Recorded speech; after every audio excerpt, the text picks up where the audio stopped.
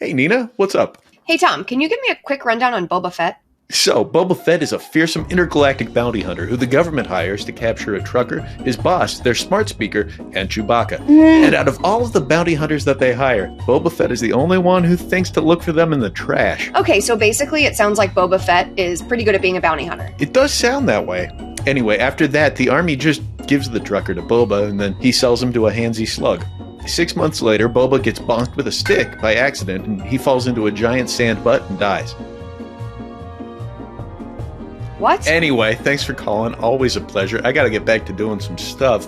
Tom, wait, that can't possibly be right. I'm pretty sure it happened in 1983. No, I mean, if he died in a butt, then how come there's a show starring Boba Fett on Disney Plus right now? Oh, you wanted to know about the new Boba Fett, the one that climbed out of the butt. There's more than one Boba Fett. Kinda.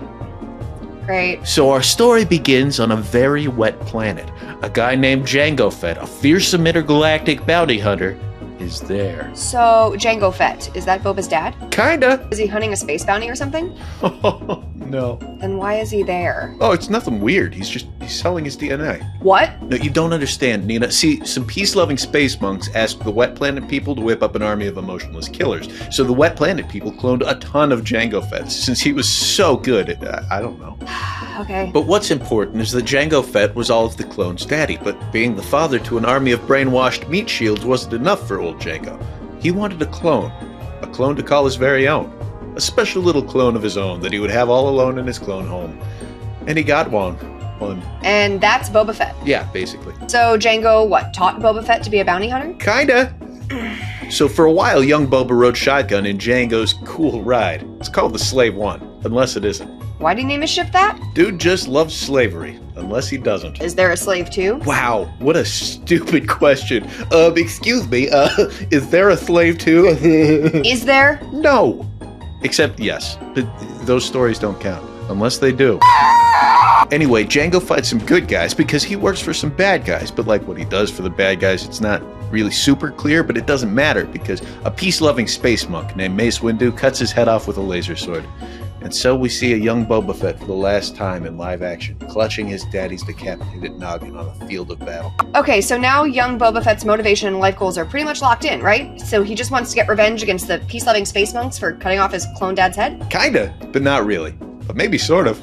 I don't know. Jesus Christ. Pretty soon after his dad's workplace accident, Boba tries to kill Mace Windu by using a super-duper space bomb. And it almost works, but luckily for Mace, he winds up just killing some guy instead. Wait, you said pretty soon? Isn't Boba Fett like a literal child at this point? I mean, how old could he possibly be? You know, he's the normal age for attempted murder. He's 6. Why do fans even like Star Wars? We don't.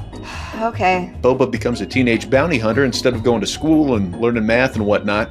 He tries to blow up some more of those peace-loving space monks. You know, the ones whose stated agenda it is to kill anyone who disagrees with them. So pretty much your standard Star Wars stuff. Pretty much your standard Star Wars stuff. He rides a giant dinosaur. He uses a big tuning fork to shoot a pink sea monster that was eating a yummy spaceship at Christmas. It's Star Wars stuff. Okay, I'm hanging up. After that, Boba Fett takes Chewbacca to the drugstore so that he can buy an antidote to a sleeping virus that 2 guys caught from a magic necklace that turns you invisible. Why is this not working? But it turns out it's all an elaborate ruse. Oh my god. This is the bad place. Soon after, the bounty hunter's plan is found out, and he flies away, leaving Chewbacca to tell those 2 guys that Boba Fett smells bad. Tom, are you okay? Are you high? High on Star Wars. And those markers from earlier. Yeah, that tracks. Now, Nina, here's where things get confusing. Fuck you. The stuff where he tries to kill the peace-loving space monks, and then he rides that cool dinosaur and all of the other stuff that's not actually in a movie, none of it actually happened. Unless